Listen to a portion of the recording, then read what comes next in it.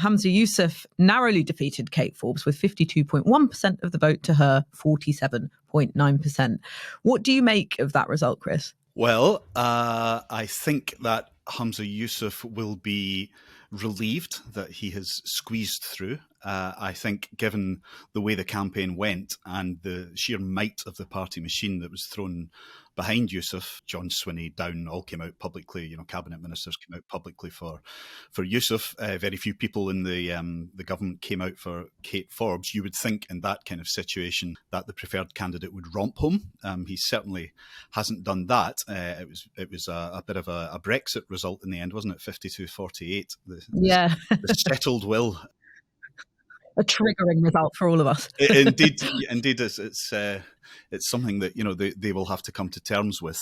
We discovered over the course of the campaign that the SNP was much more divided, I think, than many of us had realised, and that there had been much more unhappiness, perhaps, with certainly the latter period of the Sturgeon government than had been evident. And I think that's what's played out in the result here, that Forbes, especially after her very difficult first week when her socially conservative views threatened to derail her campaign, was able to come, really within a few thousand votes of winning, tells you that there is something at the heart of the SNP that needs addressed.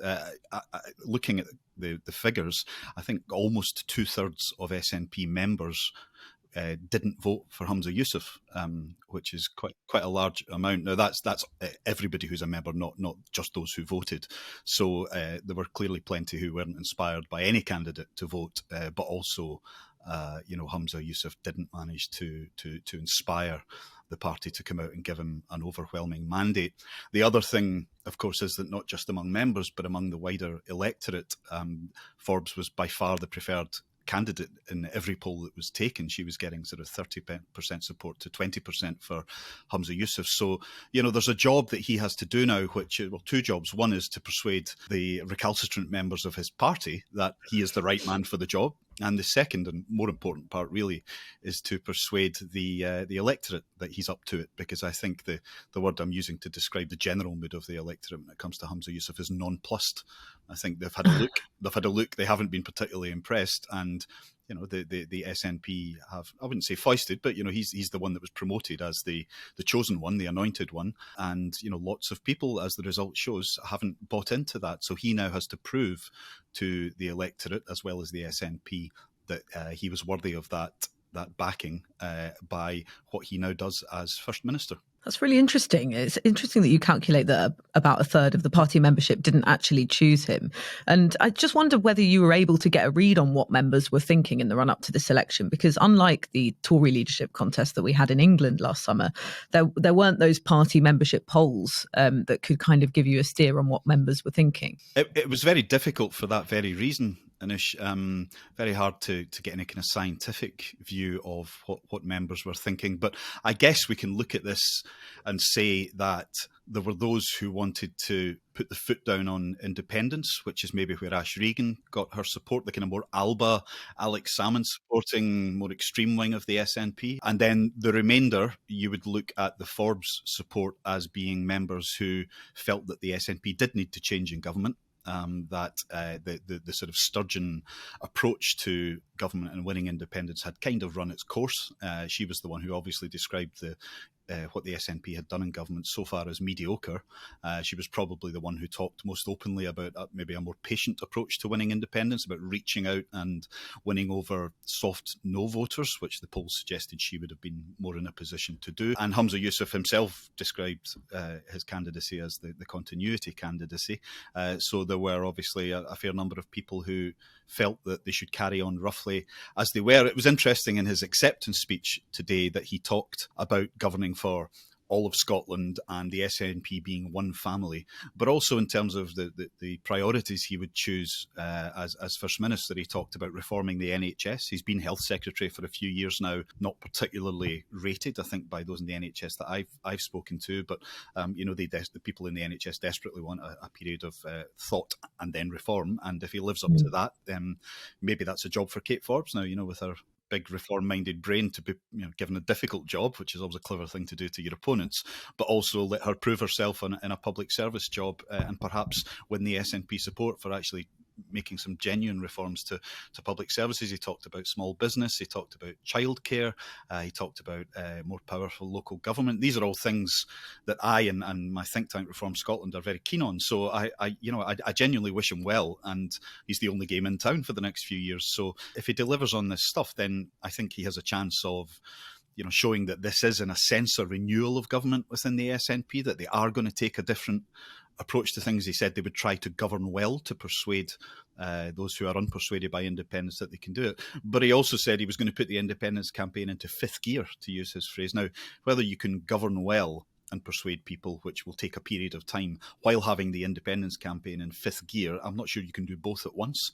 So there'll be proof in the pudding on a lot of that, about what he chooses to prioritise. Is it more of the Sturgeon, full on running at the barricades on independence? There'll be a referendum next year, no, there'll be one next year, no, there'll be one next year, or is it going to be, we need to slow down a bit because we're not persuading no voters at the moment, above 45 to 50% support for independence. So if that strategy under Sturgeon, who was very popular and successful, didn't work, I'm not sure it would work under Humza Yousaf, who is far less popular and successful so far anyway.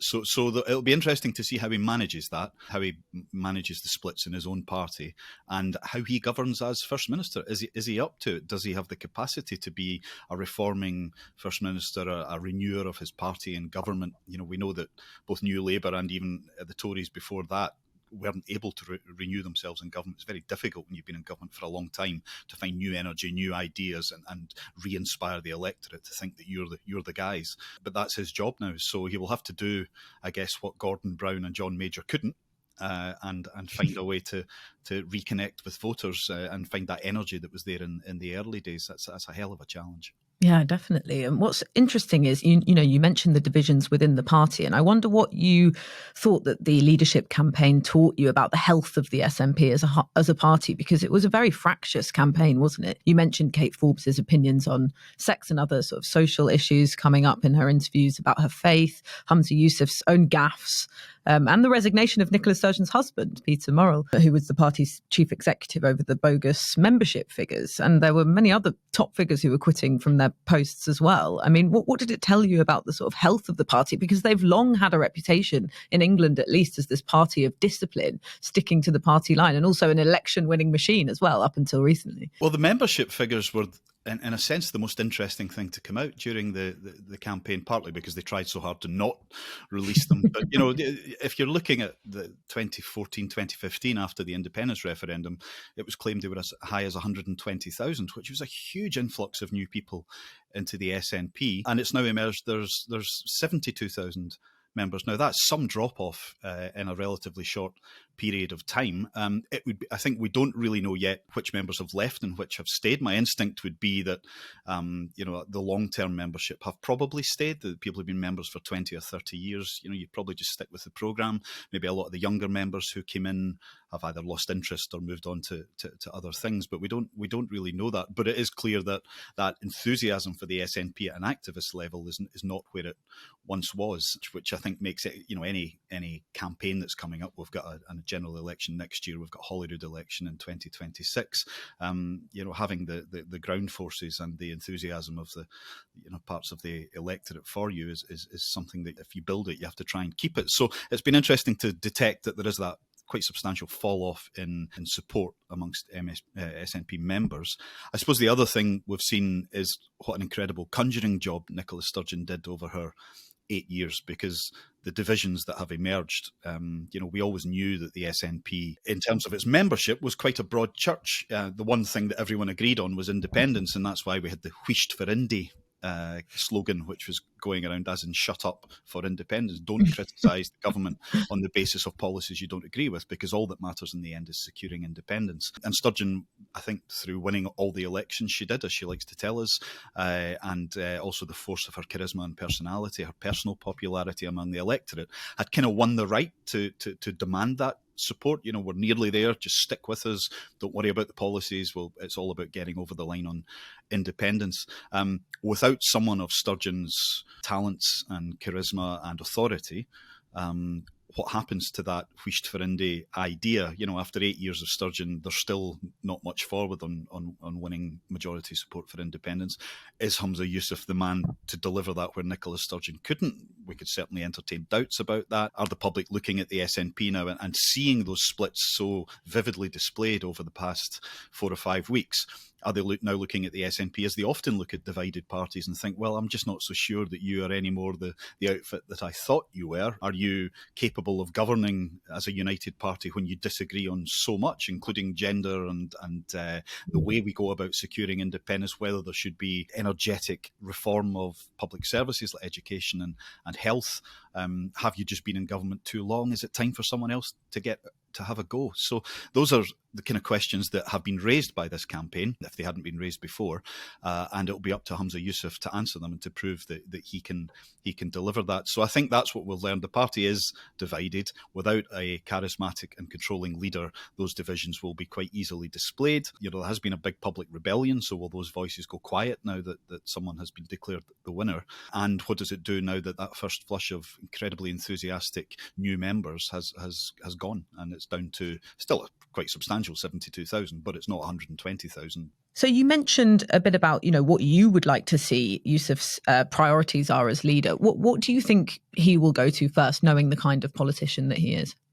Well, he's talked a lot in the campaign about childcare, expanding the right to childcare, which is not cheap. And there's not a lot of money around. So there is the question of how he's going to fund that and where he would take the money from. One of the problems in Scotland is that the economy, as with the rest of the UK, has been bumping along the bottom. So revenues are not particularly high. They're having to make quite hard decisions across different budgets. So you'd have to take the money from somewhere else to deliver that childcare policy. He's going to have to make a decision relatively quickly on the gender reform bill or act, as to whether to pursue that all the way to the Supreme Court. The British government announcing the Section 35 order, which meant the act couldn't get royal consent. So is he going to, as Nicola Sturgeon wanted to, continue that battle all the way to the Supreme Court? If they lose, what does that mean? If he knows they're probably going to lose, which is I think what most people would expect, is he still going to risk his new political capital on something like that, which has so divided his party both before and during this leadership contest? Or is he going to find a way to park that? Is he going to find a way to bring it back to Holyrood and perhaps work out a compromise that might be more acceptable to both sides of the debate? Cost of living is unavoidably a priority just now, and he mentioned that in his acceptance speech. But what does that mean? What does tackling cost of living mean? Does it mean trying to get growth in the economy? Well, he wants to keep the Greens in government. The Greens are mortally opposed to economic growth. So, they would have walked out, I think, had Kate Forbes won, because she's in favour of economic growth in order to fund public services and tackle poverty. But she's not First Minister. So how does he go about doing that thing? I don't think he's shown a huge amount of interest in the private sector and business and the rest over his 10-year ministerial career so far. So I don't really know what to expect from him on that front. The Sturgeon approach to all of this was simply to carve out money and push it towards underprivileged groups, which is fine, but at a certain point you run out of money to do that if you're not growing the economy and bringing more in. So I think he'll probably want to reunite his party by showing a degree of balance, that he understands the need for renewal and a fresh approach to government. He'll need to, and maybe NHS reform is a way to do that. I think potentially he's talked about a national conversation, which is one of those terrible political phrases, but would be, looking again at the NHS and trying to find reforms that would allow it to perform better within the free at the point of use demand. So if he does that, what's that going to look like? How long is that going to take? What impact does it have on support for independence? And so cost of living, NHS reform, a choice on gender, and also a decision on the nature of the independence campaign, which, I think perhaps a lot of people in Scotland it's been white noise to them for a long time. It's been unending in the background and kind of wearying if you're not an SNP or an independent supporter. Does he take the foot off the pedal? Does he change the nature of the conversation? Or is it just more of the same? In which case, I think the recent decline in support for the SNP and support for independence could become something that continues. And certainly the Labour Party in Scotland are not impressed by Humza Yousaf, were hoping he would win because they thought he was the weakest of the two main candidates, and are hoping to make serious inroads into the SNP seats at Westminster in the next general election. Oh, well, that was going to be my next question for you. So I'm glad you mentioned that, because, Labour is trying to spin this as a sort of boost for them. Do you think that's correct, that that's the right calculation that they've made there? It remains to be seen. There's no point writing someone off just because you were unconvinced by them during the campaign. Will Humza Yousaf grow into the job? We'll know that relatively quickly. Nicola Sturgeon certainly did. She was quite shy and introverted and became this, very sort of impressive, substantial figure. I think Humza Yousaf has to do something similar. I don't think he particularly looked like a First Minister in waiting during the campaign. And the result today shows that lots of people didn't think that he necessarily had what it took. So he now has to show that he has the shoulders for this big job and can put the majority of Scots behind him for a period at least. The Labour Party are doubtful that he has that in him, and they were already looking, I think, with the decline in SNP support to the general election, whether it's next spring or autumn, as a way to win back maybe as many as 20 of Scotland's 59 Westminster seats, which would put them in touching distance of the SNP. I think the SNP would still be the largest Scottish party at Westminster, but there wouldn't be all that much in it. And the idea is then, of course, that provides a springboard to the next Holyrood election in 2026, and Labour would hope to be in government at Westminster by that time, and selling a message of a Labour government in Holyrood and a Labour government in Westminster would be able to work in harmony to really drive Scotland's interests forward, as opposed to what we've had, which has been quite an oppositional relationship between SNP in Edinburgh and the Conservatives in London. So Labour definitely see this as an opportunity. Part of it depends on how Humza Yousaf now performs in the weeks and months ahead. I don't think he'll get much of a honeymoon because there wasn't huge public enthusiasm for him. I don't think he'll get the benefit of the doubt for too long. If he avoids making some of the harder decisions early on, then I think people will be persuaded that he was what they thought he might be all along. If he seemed to be a puppet of the Sturgeonites, if you like, which is what some people painted him as during the competition, then that again will not play in his favour. He's got to be his own man. He's got to do some things differently. It's got to feel like a change, and he's got to have some successes quite early on. Otherwise, I think this decline of the SNP, which has only really just begun and isn't necessarily fatal at this stage, could quickly become very hard for them to stop. Yeah, and that was going to be my last question to you, actually, Chris. This idea of whether or not he's going to be a puppet of the Sturgeonites or not. We were expecting under Sturgeon for the next general election to be treated as a de facto referendum by the SNP. Is he going to go through with that strategy or not? No, I don't think he will. I think they saw that policy was unpopular within the SNP, but also deeply unpopular within the country, which didn't like the idea of being railroaded into voting for one thing in a general election, which is obviously about many things. So there might be a sort of version of it, which is, give us the support for, put independence at the top of their manifesto, give us the support for that, and we will go into a Holyrood election, perhaps, demanding a referendum. They'll no doubt demand a referendum if they do well in the next general election. But if they fall back in that election, which I think is likely a bit anyway in the general election, then that will take the edge off that argument a bit. The thing about the SNP is they're like a shark. They've always got to be moving forward, always eating new things, always growing. And when that stops happening, the only way really is backwards. And it's very hard to make the case for a referendum which hasn't been granted so far if you're actually on the downturn. So that'll be difficult for them. I think they're probably looking more to the next Holyrood election now. But again, if they fall back there and if Labour are able to win back seats and be in a position to properly hold them to account by being close-ish in numbers, that's going to make it very difficult for the SNP to say that there's public demand for a referendum. So this is why I think a lot of people, including me, have been saying that the moment for independence is gone for now. It's we've had nothing but moments for independence over the last 8 years. We've had Brexit, we've had Boris Johnson, hugely unpopular Tory government, a cost of living crisis, and none of this has pushed support for independence up. So as things have started to change, an SNP party in government for 16 years, sense that they might have run their course at this point. I don't think, despite what the independentistas say, that there is really much appetite for carrying on down this route of constantly hammering away at the need for a referendum. It's almost an approach of diminishing returns by this stage. So they need to be clever. I think they need to go away and govern and this is if they're given the opportunity, go away and govern properly, think hard about reforming public services, concentrate on the economy, show some uptick in these things over a period of time. It could be as long as a decade, because it takes a long time to reform public services and to get an economy up on its feet. Persuade people that you're doing what needs to be done. And at that point, you can say, well, look how well we've done within the constraints of devolution. Imagine what we could do with independence. But that can't be done in a year or 2 years or probably even 5 years. And whether the party has the patience for that and whether the electorate is willing to give them that much more time to change the way they're going to approach it while still in government, I'm not sure.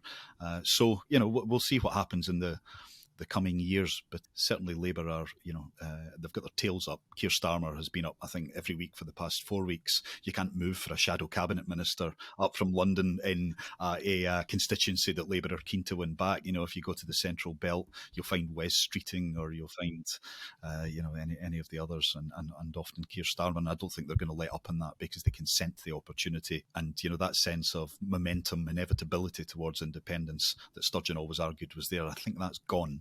And I think Labour want to drive home the point that that's gone. And if that becomes received wisdom amongst the Scottish electorate, it makes their Labour Party's job of taking seats for the sake of better government an easier sell.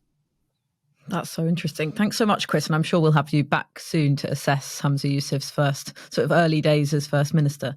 Thanks. Indeed. Thank you.